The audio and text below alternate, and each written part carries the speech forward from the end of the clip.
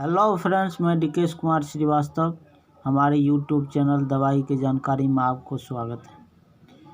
दोस्तों, आज मैं गिलिंग-टस बीएम के बारे में जानकारी देने जा रहे हैं। ये गिलिंग-टस बीएम बच्चे की दवाई है। दोस्तों, आज इस टॉपिक पे बात करने जा रहे हैं। अगर हमारे यूट्यूब चैनल को सब्सक्राइब नहीं किए हैं तो सब्सक्राइब कर लें, लगे हाथ बेल आइकन को दबा दें ताकि आपको नए नए अपडेट्स मिलते रहें। दोस्तों, ये बच्चे की कफ सिरप है गिलिंग-टस बीएम।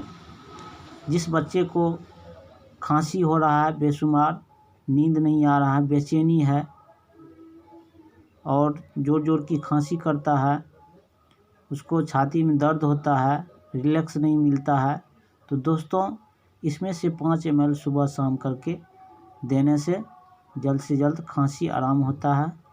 दोस्तों, जिस बच्चे का उम्र 5 साल है उसको 3 ढक्कन करके पिलाना, 5 ml करके 3 टाइम, और जिस बच्चे का उम्र 2 साल है उसको 5 ml करके 2 टाइम देना है।